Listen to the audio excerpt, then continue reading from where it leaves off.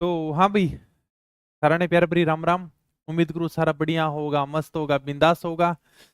तो अपने राजस्थान की ज्योग्राफी का आज एक नया टॉपिक है जिसका नाम है राजस्थान की झीलें। छोटा सा टॉपिक है, ज्यादा बड़ा है नहीं, प्यारा सा टॉपिक है। सबको पता है कि झीलें सिर्फ दो प्रकार की होती हैं।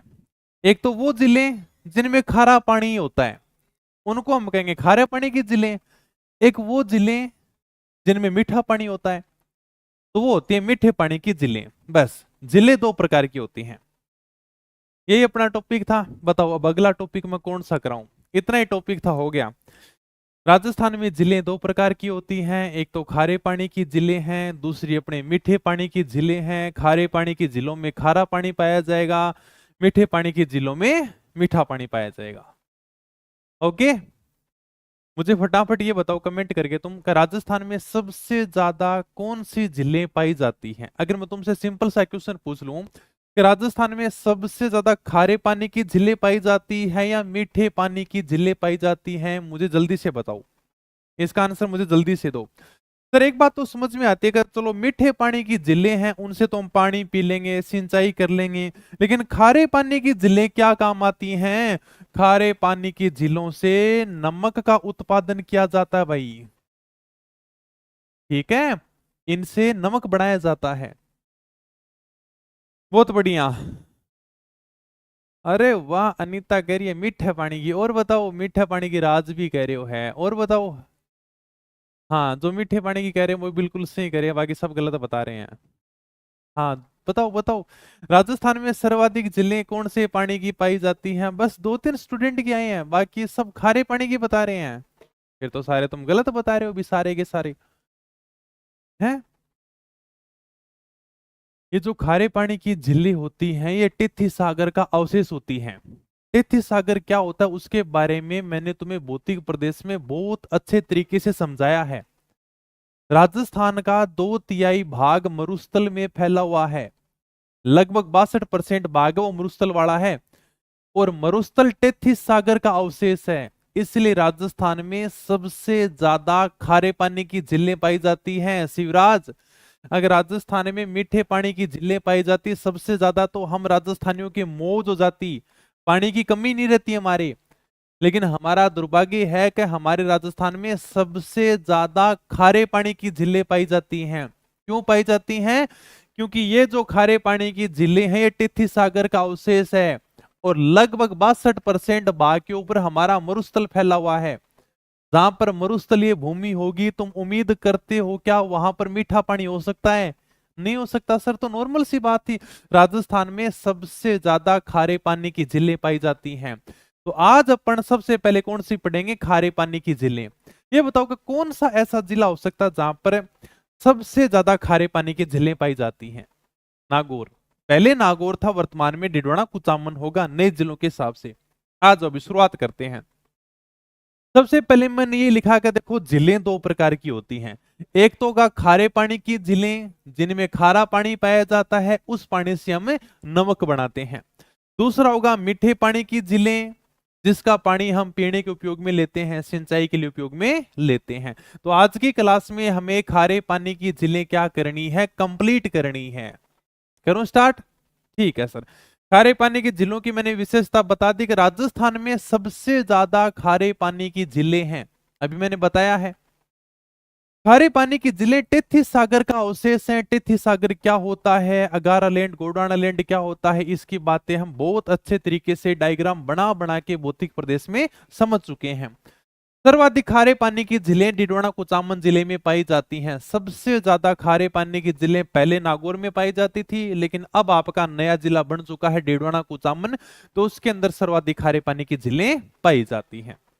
चलो अभी सबसे पहले हम जिस झील की बात करेंगे उसका नाम है सांबर झील। सांबर झील कहां पर है सर? सांबर झील फुलेरा जयपुर में है। सांबर झील की बात करेंगे। राजस्थान की सबसे बड़ी खारे पानी की झील है जिसका नाम है Sambhar. The Sambhar salt lake. Salt का मतलब होता है नमक, लेक का मतलब होता है झील, और सांबर का मतलब तो सांबर ही है, अब इसका तो नाम ही हो गया, मतलब सांबर वाली नमक की झील राजस्थान की सबसे बड़ी खारे पानी की झील है। और भारत की दूसरी सबसे बड़ी है। अब तुम्हारे सबसे पहले मन में आएगा सर भारत की सबसे बड़ी खारे पानी की झील कौन सी है? तो भारत की सबसे बड़ी खारे पानी की झील है चिल्का झील, जो कहां पर है, उड़ीसा के अंदर है, जो मैंने लास्ट में नोट लगाकर लिख भी रखा है। ठीक है, लास्ट में समझा दूंगा मैं। तो ये जो अपने सांबर झील है, ये राजस्थान की सबसे बड़ी खारे पानी की झील है। अगर नहीं देखी है किसी ने सांबर झील, तो आराम से फोटो देख सकता है। ये राजस्थान की सबसे बड़ी है, भारत की दूसरी सबसे बड़ी है। भारत की नंबर 1 कौन सी है सर? चिल्का झील है, जो उड़ीसा के अंदर है। चलो मैं फोटो दिखाई देता हूं तुम्हें, भारत की सबसे बड़ी खारे पानी झील की तुम्हें फोटो दिखा देता हूं। ये है भाई, ये मैंने लास्ट में नोट लगाकर लिख रखा है कि भारत की सबसे बड़ी खारे पानी की झील चिल्का झील है, जो कहां पर है, उड़ीसा के अंदर है। ओके, ठीक है।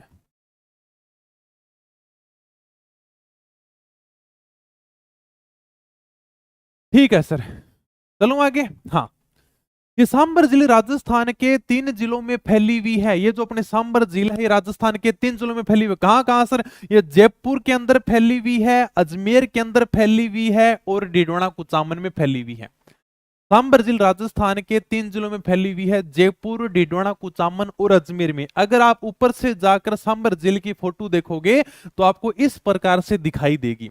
मतलब कहीं पर ये थोड़ी सी कम दिखाई देगी, कहीं पर चौड़ी दिखाई देगी, और कहीं पर और भी ज्यादा चौड़ी दिखाई देगी, ऊपर से ज्यादा। ये मतलब सांबर झील के ऊपर से फोटो है। अगर मैं इसकी लंबाई की बात करूं तो सांबर झील की लंबाई है सर 32 किलोमीटर, और इसकी जो चौड़ाई है वो है 3 से लेकर 15 किलोमीटर तक। सर 3 से 15 किलोमीटर कैसे है? कि सर लंबाई तो समझ में आती है कि चलो इस सांबर झील की लंबाई तो 32 किलोमीटर है, लेकिन चौड़ाई 3 से 15 किलोमीटर कैसे है? कहीं पर इसकी चौड़ाई 3 किलोमीटर होगी, कहीं पर 4 किलोमीटर होगी, कहीं पर 10 किलोमीटर होगी, और कहीं पर सांबर झील बहुत ज्यादा चौड़ी है, वहां पर इसकी चौड़ाई 15 किलोमीटर होगी। मतलब ये पूरी फिक्स नहीं है। ठीक है, कहीं पर कम है, कहीं पर ज्यादा है। ओके। हाँ, क्या कमेंट किया है तूने? एक मिनट यार, कमेंट देख लेते हैं। भाई ने कुछ कमेंट किया है तूने?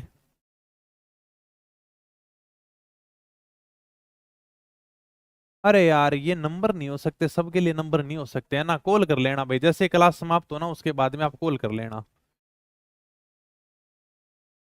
ठीक है, तो जिसको भी आने को कोई बात करनी हो तो आराम से कॉल कर लेना। चलो भैया जाओ। तो राजस्थान के 3 जिलों में फैली हुई है, जयपुर है, डिडोना कुचामन है, और अजमेर के अंदर। आपने देख लिया, ये राजस्थान के 3 जिलों में फैली है। ये आपका जयपुर रहा, इधर आपका अजमेर रहा, इधर आपका डिडोना कुचामन रहा। तो राजस्थान के 3 जिलों में फैली है। अगर लंबाई की बात करें तो लंबाई तो फिक्स रहेगी। इसकी लंबाई कितनी है सर? लंबाई तो आपने बता दी 32 किलोमीटर, इसकी लंबाई 32 किलोमीटर है, लेकिन चौड़ाई कहीं पर कम है, कहीं पर ज्यादा है। मतलब देखो 3 मिलेगी, लेकिन 3 से लेकर 15 किलोमीटर के बीच में इसकी चौड़ाई है। राजस्थान की 3 जिलों में फैली है, लंबाई 32 किलोमीटर, चौड़ाई 3 से 15 किलोमीटर। एक बार एग्जाम में इसका अक्षांश और देशांतर भी पूछ लिया था। अक्षांश तो नहीं पूछा, लेकिन इसका देशांतर पूछा है। तो सांबर जिले 27 से 29 डिग्री उत्तरी अक्षांश और 74 से 75 डिग्री पूर्वी देशांतर के बीच में है। ठीक है। हाँ, अरे तो रुक जाओ, अरे तुम कमेंट करने, बाकी कोई प्रॉब्लम हो तो मैं आराम से क्लास के बाद में कॉलिंग के ऊपर बैठ जाऊंगा। जिसको भी बात करनी हो आराम से बात कर लेना। ठीक है, बोल देना सर ने क्लास में बोला था कि हमें है वो बात करनी है। ठीक है, तो वो करवा देंगे बात। चलो आगे अब। तो ये थोड़ा सा अक्षांश और देशांतर ध्यान रखना। अक्षांश देशांतर क्या होते हैं, शुरुआत की कक्षा में हमने पढ़ लिया है। तो सांबर 27 से 29 डिग्री उत्तरी अक्षांश और 74 से 75 डिग्री पूर्वी देशांतर के बीच में है। चलो सर, नॉर्मल सी 3 बातें बताइए, समझ में आ गया? ठीक है सर, चलो। सांबर झील में 4 नदियां अपना पानी लेकर आती हैं। खारी है, मेंथा है, खंडेला है। ये 3 नदियां उत्तर दिशा से अपना पानी लेकर आती हैं, और एक नदी है रूपनगढ़, जो अपना पानी दक्षिण दिशा से लेकर आती है। इन नदियों के बारे में हमने पहले पढ़ लिया है। देखो भी, सांबर जिले में 4 नदियां अपना जल लेकर आती हैं। किताब में आपकी ये फोटो भी दे रखी है। ये जो आपको बीच में फोटो दिखाई दे रही ना, ये ओरिजिनल सांबर झील की फोटो है। पहले मैं सोच रहा था कि यार डायग्राम बना के मैं सांबर झील दूं, लेकिन मैंने कहा डायग्राम यार ओरिजिनल लेते हैं। ये जो आपको बीच में फोटो दिखाई दे रही ना, ये ओरिजिनल सांबर झील है भाई। अगर किसी ने नहीं देखी है तो देखने की जरूरत ही नहीं है। क्यों सर? क्योंकि मैंने किताब में ही दिखा दी। यह आपकी ओरिजिनल सांबर झील है। इस सांबर झील में 4 नदियां अपना पानी लेकर आती हैं, ये भी अपने को ध्यान रखना है। एक नदी है खंडेला जो सीकर की तरफ से आती है और अपना जल लेकर कहां पर समाप्त कर देती है, सांबर में समाप्त कर देती है। ठीक है सर। एक नदी है मेंथा या मेंढा, ये उत्तर दिशा से आती है, ये भी उत्तर दिशा से आती है, ये भी उत्तर दिशा से और ये भी उत्तर दिशा से आती है। तीनों मतलब ऊपर से आ रही हैं। ये उत्तर दिशा से आती है और ये भी अपना पानी कहां पर लेकर आती है, सांबर में लेकर आती है। एक नदी है खारी जो डिडवाना कुचामन की तरफ से आती है और यह भी अपना पानी सांबर झील में लेकर आती है। 3 ऐसी नदियां हैं जो अपना पानी उत्तरी दिशा से लेकर आएंगी।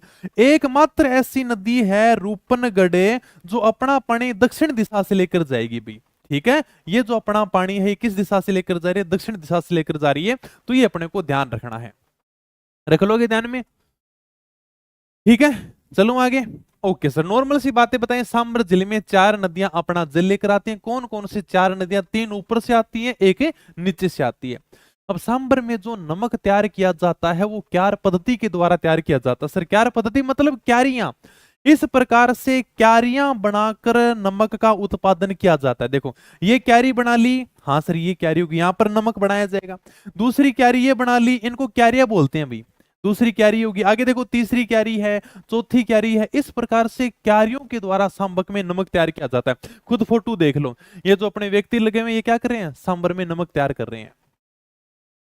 सांबर में क्यार पद्धति के द्वारा नमक तैयार किया जाता है। सर्वाधिक नमक कौन सी नदी लेकर आती है? मेंथा नदी। भी थोड़ा सा ध्यान रखना, इन 4 नदियों में सबसे ज्यादा जो नमक लेकर आती है ना, सबसे ज्यादा लवणता लेकर आती है वो यानी कि मेंथा या मेंढा नदी लेकर आती है। ये एक बात भी थोड़ा सा ध्यान रखना कि सांबर जिले में सर्वाधिक नमक कौन सी नदी लेकर आती है, तो मेंथा नदी सांबर जिले में सर्वाधिक नमक लेकर आती है। क्यार पद्धति वाला मैंने बता दिया। सांबर जिले देश की सर्वाधिक नमक उत्पादन वाली झील है। एक बात और ध्यान रखना, मतलब अगर देश में नमक उत्पादन हो रहा है 100%, तो उसमें से सबसे ज्यादा नमक का उत्पादन सांबर झील कर रही है। देश के कुल नमक उत्पादन का 8.7% नमक उत्पादन सांबर झील अकेली कर रही है। तो ये बात भी अपने को ध्यान रखनी है। सांबर जिले में क्यार पद्धति के द्वारा नमक तैयार किया जाता है। सांबर जिले देश की सर्वाधिक नमक उत्पादन करने वाली झील है, सबसे ज्यादा नमक का उत्पादन कर रही है, सर्वाधिक नमक उत्पादन कर रही है। ठीक है, पूरे भारत में सबसे ज्यादा नमक उत्पादन सांबर से होता है। भारत की सबसे बड़ी खारे पानी की झील चिल्का झील है उड़ीसा में। दूसरी बड़ी खारे पानी की झील सांबर झील है। लेकिन अगर बात करें कि सबसे ज्यादा नमक का उत्पादन कौन सी करती है, तो पूर्व भारत में सबसे ज्यादा नमक का उत्पादन करती है सांबर झील। पूरे भारत में अकेले यानी कि 8.7% नमक उत्पादन करती है। कोई कारखाना भी लगाया होगा नमक उत्पादन के लिए? बिल्कुल लगाया गया। कोई कंपनी भी होगी, कारखाना भी होगा, बिल्कुल है। उसका नाम है सांबर साल्ट लिमिटेड। केंद्र सरकार के द्वारा 1964 में यहां पर नमक का उत्पादन करने के लिए कारखाना लगाया गया, फैक्ट्री लगाई गई, उसका नाम है सांबर साल्ट लिमिटेड। ठीक है, ये क्या करती है, सांबर में नमक उत्पादन का कार्य करती है। कंपनी किसकी? अभी ये हिंदुस्तान साल्ट लिमिटेड की कंपनी है। आपने सुना होगा हिंदुस्तान साल्ट लिमिटेड, तो हिंदुस्तान साल्ट लिमिटेड की ही कंपनी है सांबर साल्ट लिमिटेड। ये तो देखो HSL दिख रहा होगा आपको, हिंदुस्तान साल्ट लिमिटेड, और इसी की कंपनी है सांबर साल्ट लिमिटेड। ठीक है, तो ये क्या काम करते हैं सर? नमक उत्पादन करने का काम करती है। केंद्र सरकार ने कहा कारखाना हम लगा के देखते हैं, कंपनी हम लगाएंगे, लेकिन हम इसके ऊपर पूरा पैसा नहीं लगाएंगे। 60 रुपए हम लगाएंगे, 40 रुपया राज्य सरकार लगाएगी। तो इसमें केंद्र की 60% हिस्सेदारी है और राज्य सरकार की इसमें 40% हिस्सेदारी है। रह जाएगा ध्यान में? ठीक है सर। सांबर साल्ट लिमिटेड 1964 में इसकी स्थापना की थी। सर ये क्या काम करती है सांबर साल्ट लिमिटेड? भाई सांबर के अंदर नमक उत्पादन का कार्य करती है। नमक का उत्पादन होगा तो कोई ना कोई कंपनी की स्थापना करनी पड़ेगी, बिल्कुल करनी पड़ेगी। तो ये जो सांबर साल्ट लिमिटेड है, ये हिंदुस्तान साल्ट लिमिटेड की ही सहायक कंपनी है। केंद्र की 60% है और राज्य की इसमें 40% हिस्सेदारी है। समझ जाओगे? ठीक है सर। और बताओ सर, सांबर जिले की कोई विशेषता हो तो? इस सांबर जिले में गुजरात का राज्य पक्षी राजहंस आता है और कुर्जा पक्षी सांबर जिले में भ्रमण करने के लिए आता है। 2 पक्षी आपका ध्यान रखना। हालांकि सांबर जिले में खूब सारे प्रवासी पक्षी आते हैं, लेकिन अपने को 2 पक्षी के बारे में ध्यान रखना है। एक तो गुजरात का राज्य पक्षी है जिसका नाम है राजहंस। ये राजहंस सांबर जिले में भ्रमण करने के लिए आता है। हालांकि शादियों के कार्ड में राजहंस पक्षी का जिक्र आपने खूब सुना होगा। दो लाइनें फिक्स होते हैं शादी के कार्ड पर, क्या भेज रहे हैं निमंत्रण प्रियवर तुम्हें बुलाने को, हे मानस के राजहंस तुम भूल ना जाना आने को। तो ये जो राजहंस है गुजरात का राज्य पक्षी है जो हमारे सांबर जिले में भ्रमण करने के लिए आता है। एक पक्षी तो ये हो गया राजहंस। दूसरा कुर्जा पक्षी। कुर्जा थे आकाश में कित जाओ की काम में, इण धररो संदेशड़ो पहुंचाओ उण धाम। कुर्जा पक्षी हमारे राजस्थान के खींचन गांव फलोदी में आता है। वो सांबर जिले में भ्रमण करने के लिए आता है, सांबर जिले को देखने के लिए आता है। जब हम कला संस्कृति के अंदर लोकगीत पढ़ते हैं तो वहां पर हम कुर्जा गीत भी पढ़ते हैं। कुर्जा पक्षी विरह का प्रतीक है। विरह का मतलब दुख, दुख में गाए जाने वाला गीत का प्रतीक है। एक महिला का पति व्यापार करने के लिए विदेश चला जाता है, तब वह महिला कुर्जा पक्षी के माध्यम से अपना संदेश अपने पति को पहुंचाती है। उड़ती कुर्जलिया जाई जे रहा संदेशों मारो पीऊ तो पूछाई जे रहा। पहले तो क्या क्या व्हाट्सएप फोन तो हुआ नहीं करते थे, पहले चिट्ठियां भी नहीं चला करती थी, तब महिला पक्षियों के माध्यम से ही अपना संदेश अपने पति तक पहुंचाती थी। ठीक है, तो यानी कि कुर्जा पक्षी को कहती है कि आप यानी कि हमारा संदेश हमारे पति तक पहुंचाओ, आपकी पत्नी आपको बहुत ज्यादा मिस करती है क्या। ठीक है, आजकल तो छोटा सा व्हाट्सएप पे रिप्लाई आता मिस यू गया बस, है ना। ये पहले यानी कि पक्षियों के माध्यम से संदेश पहुंचाया जाता था।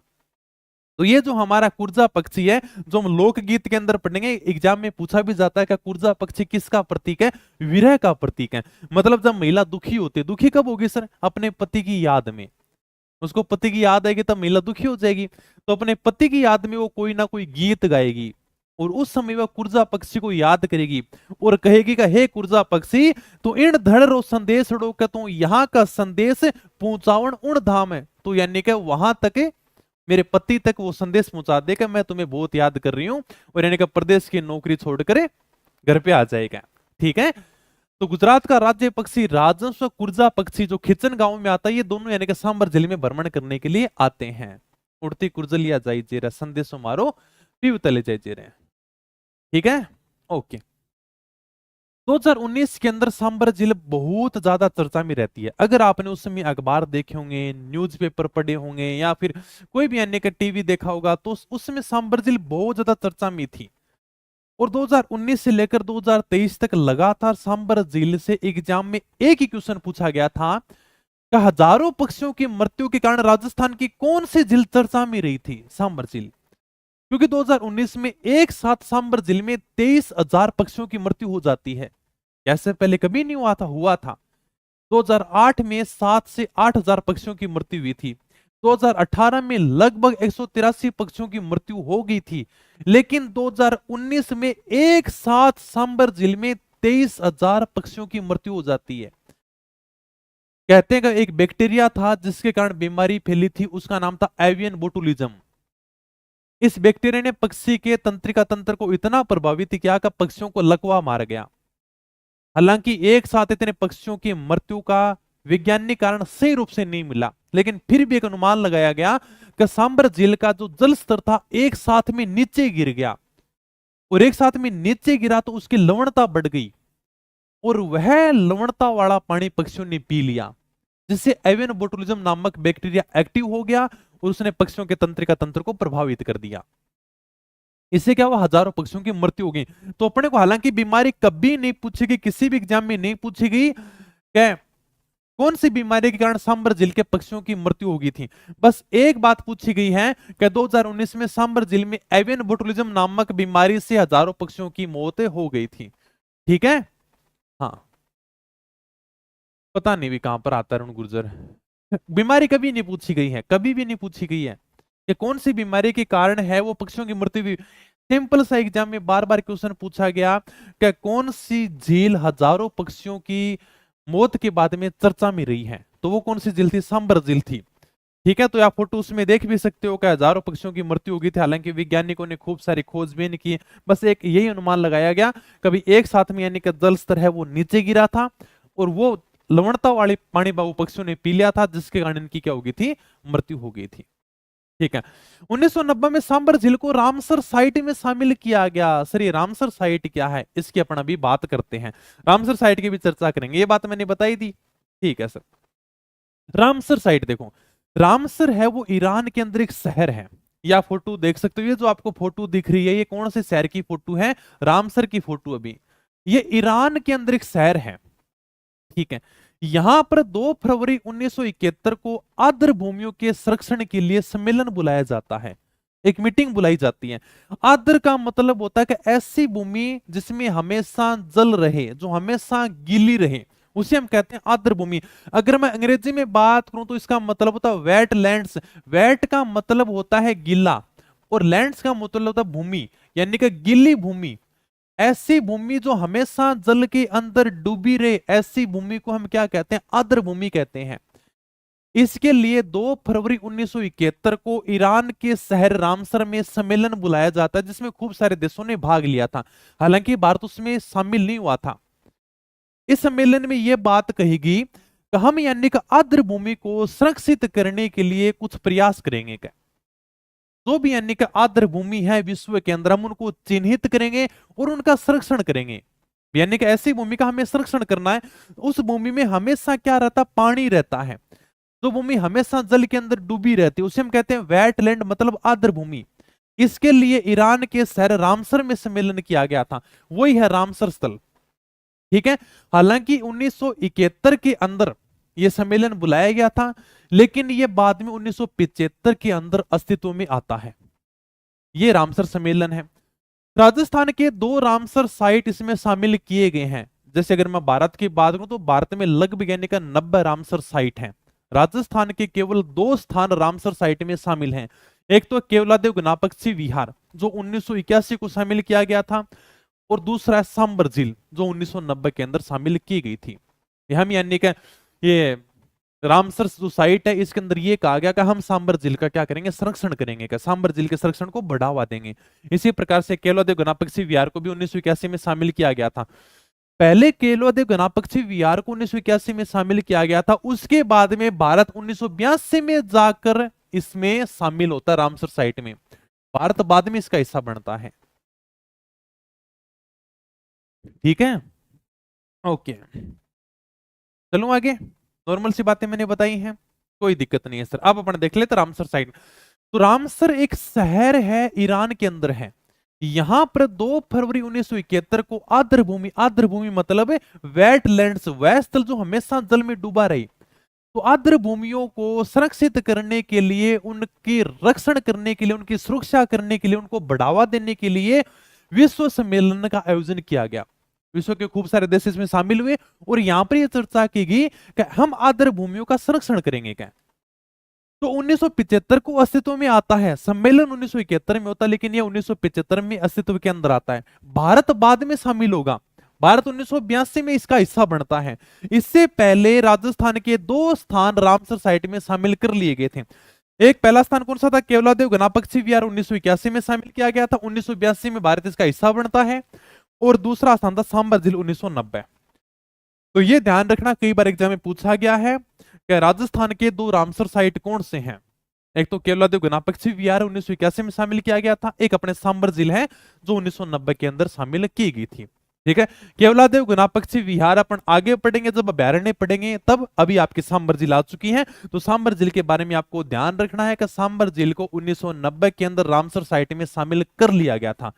रामसर साइट क्या समझ जाओगे ना? समझ जाएंगे सर। तो बस सांबर झील कंप्लीट है, इतनी बातें हैं। बताओ भी। हाँ,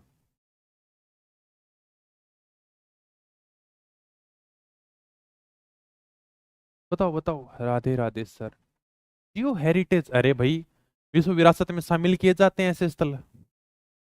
रिप्लाई दो प्लीज, पूछो पूछो और क्या पूछना है। भारत बाद में हिस्सा बन गया, 1981 के अंदर इसको शामिल किया गया था, ठीक है। केवलादेव गणापक्षी विहार को, जैसे मान लो कि विश्व का सम्मेलन है और वो कह रहे हैं यार कि हम मतलब विश्व के अंदर जो मतलब जो आर्द्र भूमि है उनका क्या करेंगे? संरक्षण करेंगे। कौन कौन से स्थान शामिल करें? बोला यार एक तो राजस्थान में क्या है केवलादेव गणापक्षी विहार, उसको शामिल कर लो। क्या भारत उसमें शामिल नहीं था? बोला यार ठीक है हम इसका संरक्षण करेंगे, इसको बढ़ावा देंगे। क्या ठीक है, तो शामिल तो कर ही सकते हैं। भारत बाद में 1982 के अंदर इसमें शामिल हो गया था, ठीक है। चलो भाई, चलो आगे। नॉर्मल सी बात है, बस ये कंप्लीट हो गया तो बस कंप्लीट है। खारे पानी की झीलें ज्यादा बड़ी है नहीं। अगली जो झील है उसका नाम है पचपदरा झील। पचपदरा झील कहां पर है सर? पचपदरा के अंदर है। पचपदरा कहां पर है? बालोतरा में है। ये राजस्थान की दूसरी बड़ी खारे पानी की झील है। पहली कौन सी थी? सांबर। राजस्थान की सबसे बड़ी खारे पानी की झील सांबर है। राजस्थान की दूसरी बड़ी खारे पानी की झील पचपदरा है जो बालोतरा में है। ये लूणी बेसिन में है, ये भी थोड़ा सा ध्यान रखना, लूणी बेसिन के अंदर स्थित है। यहीं से पास से लूणी नदी गुजरती है, आप सबको पता है कि बालोतरा के बाद में लूणी नदी का जल क्या हो जाता है, खारा हो जाता है। और यहीं पर अपनी पचपदरा झील है। तो ये जो पचपदरा झील है ये लूणी बेसिन के अंतर्गत आती है। ठीक है, बेसिन समझ गए? हाँ सर, लूणी नदी मतलब यहां से पूरे क्षेत्र में प्रवाहित होती है, तो ये इस नदी का क्षेत्र बेसिन कहलाता है। ठीक है, तो इस बेसिन के अंतर्गत ये अपनी पचपदरा झील आती है। और बालोतरा के बाद में लूणी नदी का जल है वो क्या हो जाता है, खारा हो जाता है। इसका निर्माण कराया था पंचा भील ने। कहते हैं कि लगभग यानी कि 400-500 साल पहले पंचा भील ने पंचपदरा में जाकर एक खड्डा खोदा, एक सरोवर का निर्माण कराया और उसका नाम रख दिया पचपदरा झील। ठीक है, और ये बन गई राजस्थान की दूसरी सबसे बड़ी खारे पानी की झील। हालांकि इसका जो नमक है ना वो सबसे बढ़िया है। इतना बढ़िया नमक खाने के लिए सांबर का भी नहीं है। सबसे बढ़िया नमक है वो पचपदरा का मिलता है। क्यों सर? क्योंकि यहाँ के नमक में 98% सोडियम क्लोराइड पाया जाता है। नमक का रासायनिक सूत्र क्या होता है सर? नमक का होता है NaCl, मतलब सोडियम क्लोराइड। नमक के लिए जरूरी क्या? NaCl, sodium chloride. और इस पचपदरा के पानी के अंदर 98% सोडियम क्लोराइड पाया जाता। बताओ सबसे बढ़िया नमक होगा कि होगा सर? सबसे बढ़िया नमक पचपदरा का होगा, क्योंकि पंचपदरा के नमक में 98% सोडियम क्लोराइड पाया जाता है। इसलिए हम कहते हैं कि यहां का नमक सबसे बढ़िया है। लेकिन यहां पर एक जाति रहती है जिसका नाम है खारवाल, वो कहती है कि नहीं, इसका नमक इसलिए बढ़िया नहीं है कि यहां पर NaCl पाया जाता है। खारवाल जाति कहती है कि इसका नमक इसलिए बढ़िया है क्योंकि हम मोरली झाड़ी का प्रयोग करते हैं और उसके द्वारा नमक बनाते हैं। कैसे सर?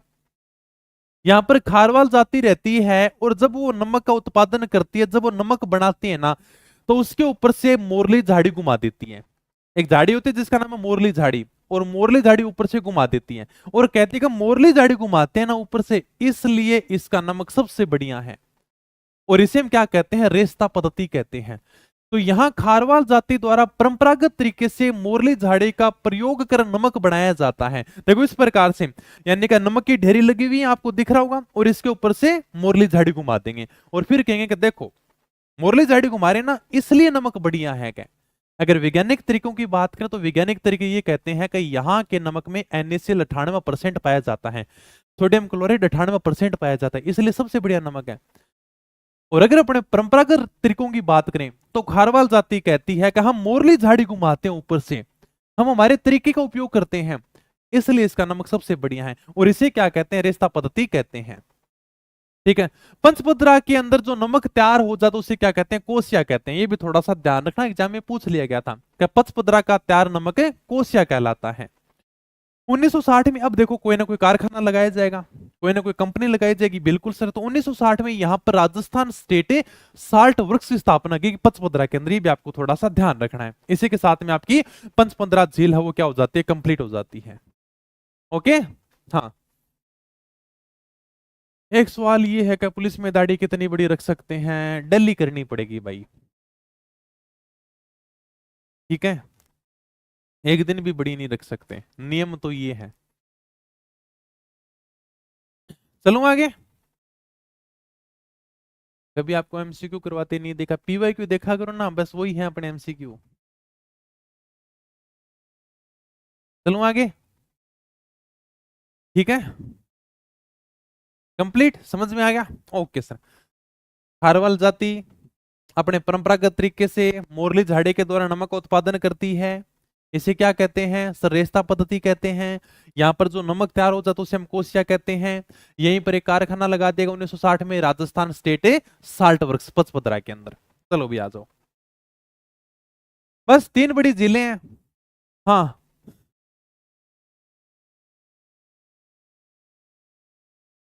चलो ठीक है। तीसरी जो बड़ी झील है उसका नाम है डीडवाना झील। राजस्थान में 3 बड़ी झीलें, फिर छोटा छोटा आपको केवल नाम ध्यान रखना है। डीडवाना झील कहां पर है? डीडवाना झील डीडवाना कुचामन में है। लेकिन जो डीडवाना झील है उसका नमक खाने योग्य नहीं है। पचपदरा का नमक खाने के लिए सबसे बढ़िया था। डीडवाना का झील जो नमक है वो खाने के लिए योग्य नहीं है। क्यों योग्य नहीं है? क्योंकि यहाँ पर सोडियम क्लोराइड नहीं पाया जाता, यहाँ पर सोडियम सल्फेट पाया जाता है। यहाँ के नमक में सोडियम सल्फेट पाया जाता है, और जिस नमक में सोडियम सल्फेट पाया जाता है जिसके पानी में, वो यानी कि नमक खाने योग्य नहीं होता। तो सर कुछ ना कुछ तो उपयोग करेंगे, बिल्कुल करो। इसका आप यानी कि कागज निर्माण में उपयोग कर सकते हो, चमड़ा उद्योग में इसका उपयोग कर सकते हो।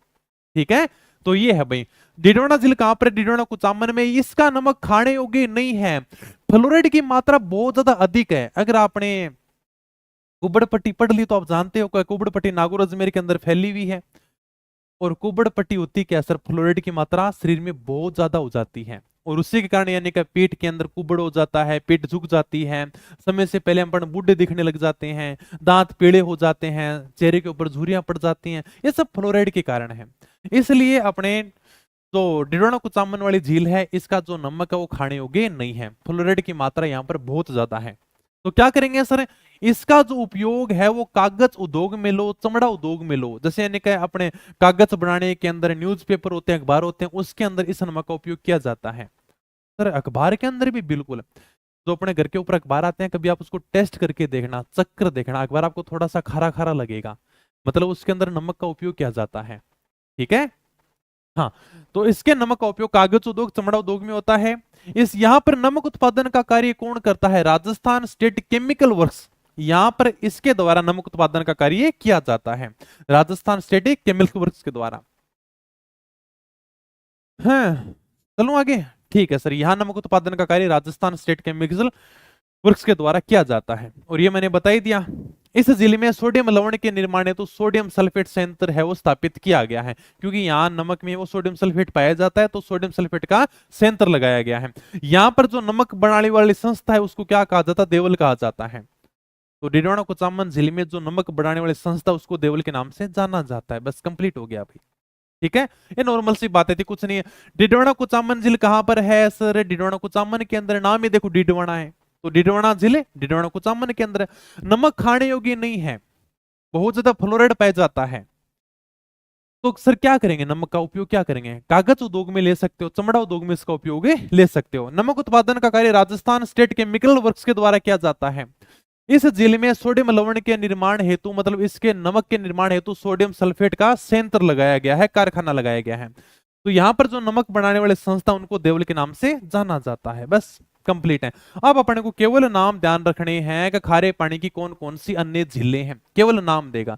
जैसे सिंपल सा पूछ लेगा कि निम्न में से कौन सी खारे पानी की झील है, कौन सी मीठे पानी की झील है, तो केवल आपको नाम ध्यान रखना है। जैसे सबसे पहले है लूणकरणसर झील, कहां पर है सर? बीकानेर के अंदर। ये आप फोटो देख लो, ये फोटो आपकी लूणकरणसर झील की। तालछापर झील कहां पर है सर? सुजानगढ़ चूरू में है। ये जो आपकी झील दिखाई दे रही है वो तालछापर झील जो सुजानगढ़ चूरू में है, और तालछापर झील भी खारे पानी की झील है। काओद झील कहां पर है? जैसलमेर में है। रेवासा झील कहां पर है? सीकर में। ये आपको ध्यान रखना है। केवल इतना सा पूछेगा कि कौन सी झील खारे पानी की है, कौन सी झील मीठे पानी की है। तो अभी मैंने बताया कि लूणकरणसर झील बीकानेर में पाई जाती है, खारे पानी की झील है। ताल छापर झील सुजानगढ़ चूरू में पाई जाती है, खारे पानी की झील है। काओद झील जैसलमेर में है, यह भी खारे पानी की है। रेवासा सीकर में है, यह भी खारे पानी की है। इसके अलावा बाप और फलोदी दोनों जिले कहां पर है सर? दोनों जिले फलोदी में है, ये भी खारे पानी की झील है। कुचामन झील कहां पर है सर? डिडोना कुचामन में, ये भी खारे पानी की झील है। पोखरण झील कहां पर है सर? जैसलमेर में, ये भी खारे पानी की झील है। कोछोर झील सीकर में है, और डिगाना झील कहां पर है? नागौर में है। ये भी कैसी झील है सर? खारे पानी की झील है। केवल आपको नाम ध्यान रखना है। इसके अलावा नावा के अंदर एक आदर्श लवणीय फार्म स्थापित किया गया है, मतलब मॉडल साल्ट फार्म लगाया गया है। केवल इतना सा ध्यान रखना, अगर कभी पूछ ले तो बस ठीक है। सिंपल सा पूछेगा कि आदर्श लवणीय फार्म कहां पर है, अंग्रेजी में बात करूं तो मॉडल साल्ट फार्म, ये अपने नावा के अंदर लगाया गया। नावा कहां पर है? डिडोना कुचामन में है, तो यहां पर स्थित है ये। ठीक है, ओके। नहीं करेंगे भाई, नहीं करेंगे सराज, है ना, बाहर नहीं करेंगे, कोई बात नहीं है। जैसे सेकंड शिफ्ट, अरे बहुत पेपर इजी आया था, क्या कराऊं मैं, देख लो चाहे कि क्वेश्चन मिला के। ठीक है, तो इसी के साथ में अपने खारे पानी की झीलें हो जाती हैं सारी की सारी कंप्लीट। बताओ अगर कोई बात पूछनी हो तो आराम से पूछ सकते हो। हाँ,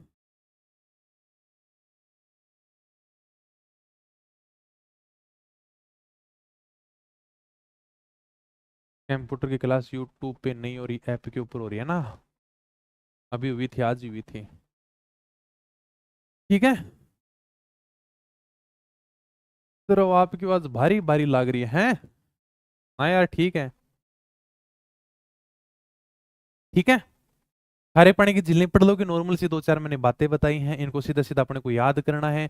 नोट्स तुम्हारे पास में है ही, करेक्शन मैंने कुछ कराया नहीं है, इनको बढ़िया तरीके से पढ़ लेना। ठीक है, जिस प्रकार से आपके हाथ में किताब है उसी प्रकार से मैं टॉपिक है वो धीरे धीरे कंप्लीट करा रहा हूँ। तो देख लेना क्या कौन सा टॉपिक सर कब पढ़ाएंगे, तो आपको देखने की जरूरत ही नहीं है, अपने आप ही पता चल जाएगा। चलो भाई, समझ जाओगे ना, नॉर्मल सी दो दो चार चार बातें याद रखनी है, अगर रिवीजन करोगे तो आराम से, कोई भी चीज हार्ड नहीं है। कारखाने लगाए गए हैं, अरे कोई मतलब रेस्ता पद्धति है, अरे कोई परंपरागत तरीके से मोरली झाड़ी का उपयोग कर रहे हैं, अरे क्यार पद्धति है, नमक द्वारा तैयार किया जाता है। खारे पानी की झीलें हैं, नमक का काम किया जाता है। चलो ठीक है, जय भीम भाई। तो मिलेंगे फिर नई वीडियो में, तब तक धन्यवाद, थैंक यू, जय हिंद, जय भारत।